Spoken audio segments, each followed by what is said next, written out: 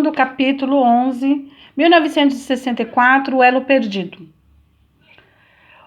Ao objetivo de vosso interesse ou ao círculo de pessoas que trabalhavam em objetos de valor para o serviço de inteligência, jornalistas, contadores, cientistas, funcionários de banco, qualquer um que sirva para tornar-se a sua porta para a aquisição de informações estratégicas.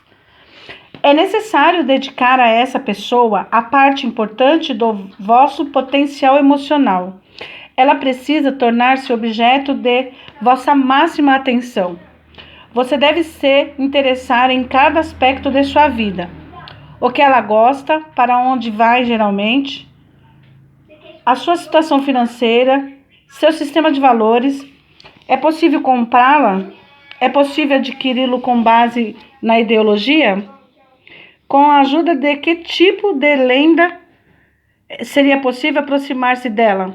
Às vezes, isso é possível somente através de, entre aspas, bandeira falsa, onde deveis fingir ser um funcionário do serviço de inteligência local, caso ela seja um nacionalista.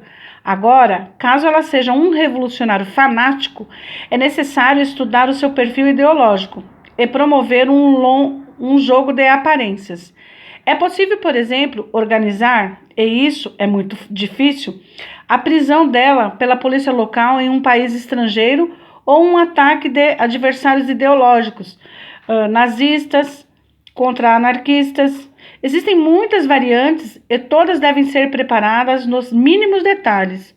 Simplesmente é necessário quase que se aproximar por seu objeto de interesse, mas não cegamente, como um jovenzinho. Com o seu agente, deve-se ter uma relação apaixonada de uma mulher madura.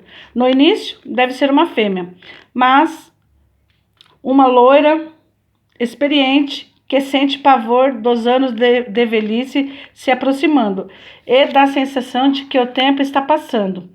Estais pronto para cumprir qualquer desejo expressado na face do vosso amado. Suportais cada maldade, cada palavra envenenada. Literalmente, enfiais na boca o seu nome feio, não vou falar, fedido.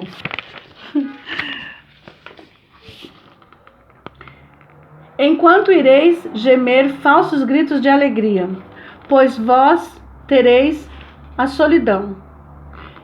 E somente então, quando estiverdes a ele perfeiçoado, radiografado, podeis aproximar-vos e recrutá-lo.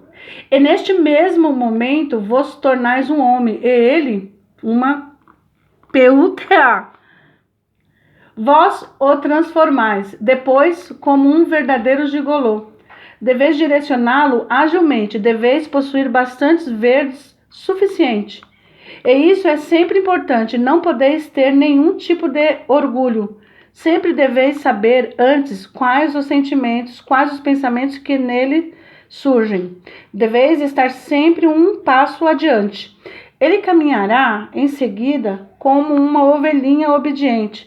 Ficará dependente de vossa pessoa. Isso significa que deveis tornar-vos a mãe dele. Então, aqui temos três figuras em uma amante, um homem e uma boa mãe que ama. Tudo isso em uma pessoa. E isso não pode ser esquecido. Não podeis gostar dele. Ele nunca poderá saber que é importante para vós.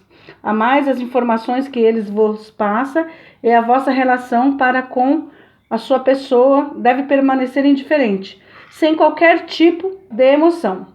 Ele mesmo tem para vós o mesmo valor que as informações e notícias que chegaram por intermédio dele. E nunca, eu disse nunca, ele pode descobrir que para vós é somente um saco de carne falante. Deveis ser para ele o melhor amigo, um ajudante contra a angústia, sempre pronto a reagir de maneira correta aos seus humores. Deveis fazer que ele se sinta alguém mais importante no mundo, mas, ao mesmo tempo, é preciso estar pronto, caso isso seja necessário, para partir e desaparecer na escuridão. Ele tem de sentir medo de vos perder, e caso seja necessário, fazer com que ele se cale eternamente. Acidente de trânsito, doença, qualquer coisa que não cause a suspeita das autoridades. Cada um de nós sempre rezou para não ser obrigado a cumprir uma tarefa como esta. No final das contas, isso mudará a vossa psique. Sentir-vos exausto e, ao final, não estarei em condições de prosseguir com o trabalho. Estarei simplesmente cansados de jogar esse jogo todos os dias. Cuidar de cada detalhe, tomar cuidado com qualquer passo em falso. Quando percebeis que já não é possível prosseguir, então é preciso passar o agente. E isso sempre é bem arriscado, mesmo que tenhais criado nele uma dependência de dinheiro que recebe de vós. Acontece dele e o novo condutor não simpatizarem entre si. Às vezes, quando isso, não há nada que possa se fazer. Essa descrição literária apresenta a essência do trabalho dos funcionários do serviço de inteligência. Nesse caso, trata-se também da visão de um oficial para o qual o colaborador recrutado é simplesmente, entre aspas, um saco de carne falante. O oficial não entra em detalhes de natureza moral. Precisa de uma fonte de informações e de um realizador das ordens. Uma fonte segura e confiável. Essa descrição literária é bastante fiel, de acordo com as pastas da STB. O oficial do serviço de espionagem é um ator perfeito, um psicólogo incomum, um jogador frio e astuto. Voltemos a Mato e suas questões. Nesta época, o clima anti-americano era disseminado no Brasil. Muitos políticos, empreendedores e jornalistas sentiam a necessidade de declarar-se contra os Estados Unidos. A atmosfera política do país favorecia a atitude, e isso, por sua vez, facilitava o trabalho dos serviços de inteligências comunistas. O jogo viraria repentinamente em 59 com a vitória da Revolução de Fidel Castro Havana, mas falaremos sobre isso em seguida. Até 1957, Mato passou as informações oralmente nos encontros. A central, entretanto, esperava mais que informações e relatórios. Por isso, o oficial condutor deveria arriscar. Nesta etapa da colaboração, tratava-se do camarada Moldan, que recebera o agente do camarada Tren, que, por sua vez, o recebera do agente Petre. Surgiram complicações. Mato não tinha um único oficial condutor permanente, e por isso o trabalho com esse agente não era tarefa fácil. Durante o encontro no Rio, em 4 de outubro de 1957, o oficial tcheco preparou o terreno para a realização do recrutamento. Pediu a Mato que tirasse uma licença do trabalho para que pudessem, juntos, sair da cidade e discutir questões importantes para a futura colaboração mútua, pois essa era uma exigência de Praga. No relatório deste encontro, Moldan escreve claramente, abre aspas, o principal objetivo era convencer Mato a irmos junto a um dia inteiro para algum lugar fora do Rio de Janeiro. Lá, terei uma importante conversa com ele sobre a continuação e sobre os métodos de colaboração conosco. Esclarecerei sobre como está realmente o estado das coisas, realizarei o recrutamento e fornecerei instruções. Fecha aspas. Marcaram o encontro para sexta-feira, 18 de outubro de 1957, em Petrópolis, antiga residência imperial e da nobreza, e aproximadamente 70 quilômetros do Rio. O tenente Moldan escreveu no relatório de 9 páginas sobre esse encontro, no qual anotou todos os detalhes sobre os assuntos abordados na conversa entre o espião profissional e seu colaborador brasileiro. O documento possui fragmentos poucos legíveis, pois não é uma cópia digital de um documento original, mas de um microfilme.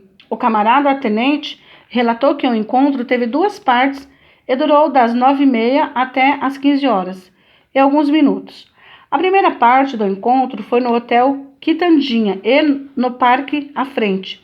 Os cavalheiros tomaram café e comeram um pequeno aperitivo, pago pelo espião, e a seguir foram ao parque, onde tiveram a primeira conversa séria, sentados num banco com vista para o lago.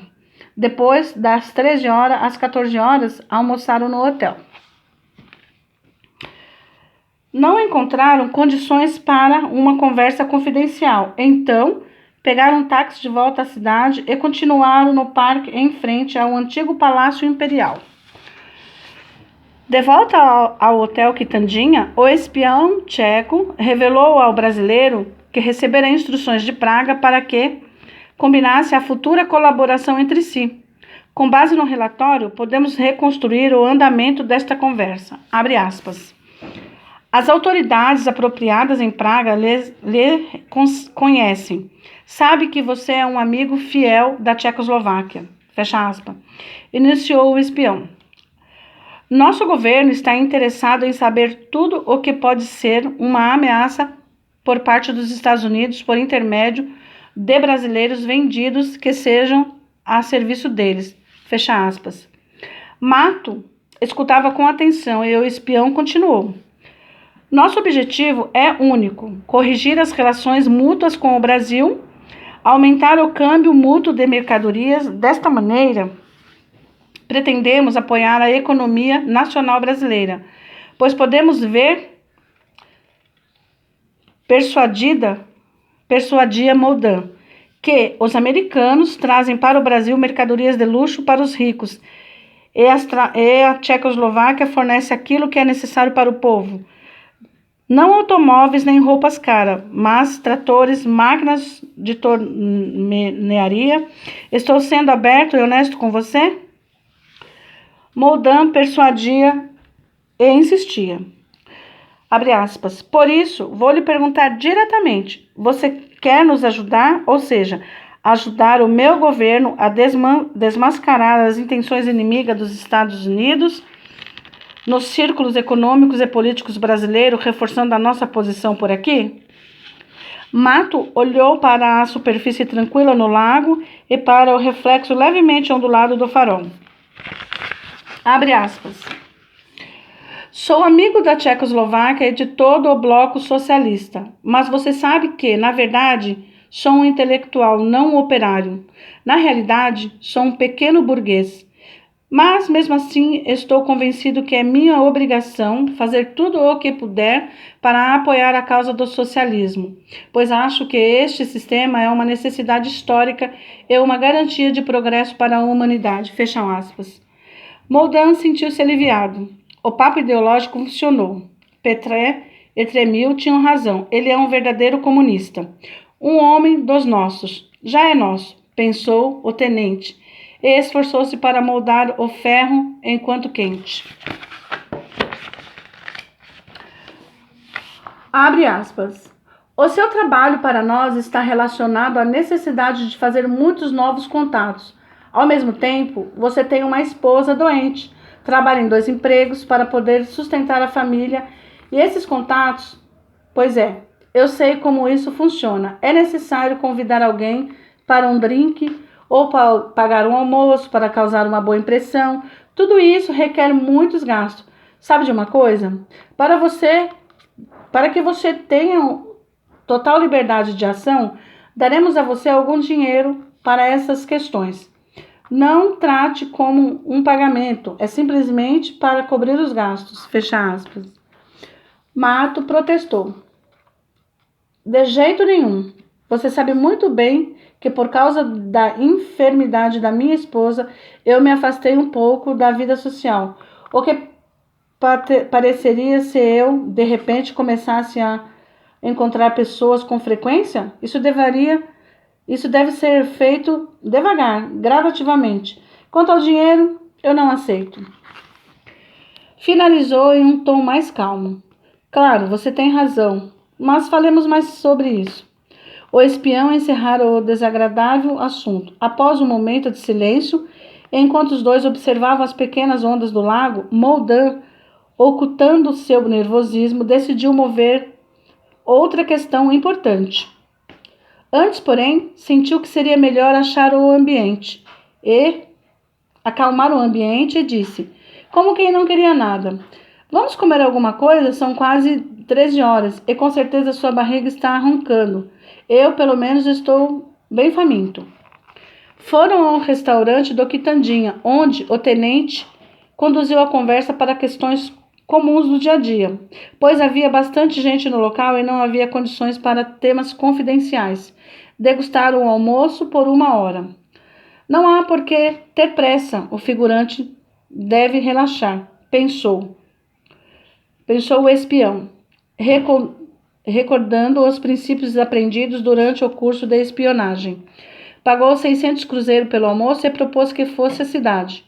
Pagou um táxi na frente do hotel e mandou seguir para o antigo Palácio Imperial. Vamos ao parque, propôs.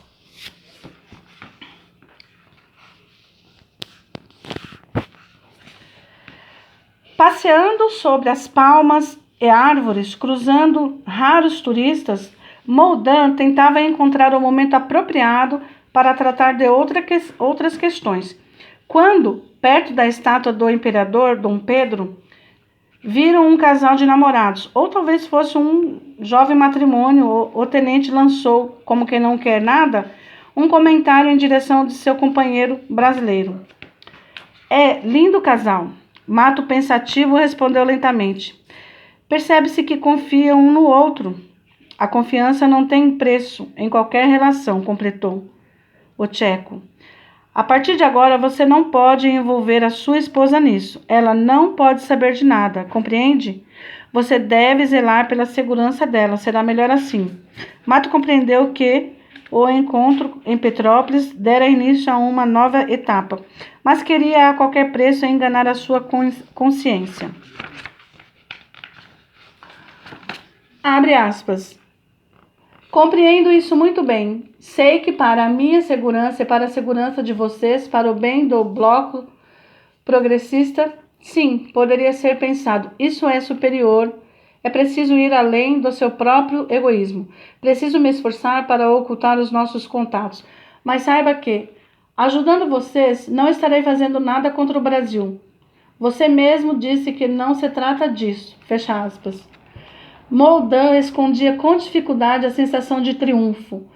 Não haviam mentido. O agente recrutado quase sempre sentia a necessidade de uma falsa justificativa e defendia-se da verdade, argumentando que não estava prejudicando o próprio país. Tudo estava dentro do previsto. Sem deixar aparentar que fosse importante, repetiu o que havia dito antes do almoço. Temos um inimigo em comum, os Estados Unidos. Prometeu ao agente que Praga lhe garantiria o máximo de segurança. Abre aspas. Não é de nosso interesse que lhe aconteça algo, que a nossa colaboração seja revelada. Fecha aspas. O tenente já tinha certeza de que o seu substituto, que conduzira Mato em seguida, não teria de quebrar a barreira da falta de confiança, pois o brasileiro acabara de entrar no terreno da conspiração com total consciência e aceitou as regras desse negócio tão antigo quanto o mundo. Tornou-se um agente de valor completo. Moldin pôde, então, escrever a Praga que, abre aspas, o encontro cumpriu seu objetivo, fecha aspas, que Mato aceitara o papel de colaborador secreto e, sabendo que a colaboração o compromete, irá se esforçar para trabalhar da melhor forma possível, respeitando as regras de conspiração. Não haveria volta. No fim, entretanto, houve uma volta, não devida à falta de vontade de Mato para a colaboração, mas de um trágico acontecimento que mudou a sua vida. Em 1956, sua esposa adoeceu. Teve uma séria enfermidade de pele e veio a falecer em maio de 1958. Mato ficou sozinho com seu filhinho de 3 anos. Retirou-se da vida pública e limitou drasticamente os contatos. Não perdeu a motivação para a colaboração, mas não tinha praticamente nada para oferecer à STB. Tornara-se inútil.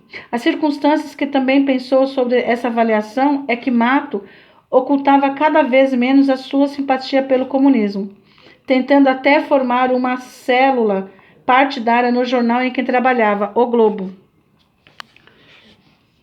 Sua filiação ao Partido Comunista do Brasil, o que logicamente foi percebido pela Central, foi considerada um fator que não condiz com a colaboração em conspiração. Em setembro de 1959, a Central enviou ao Rio uma ordem para que o contato conspiratório com o agente Mato fosse interrompido. Antônio M. viajou a Praga ao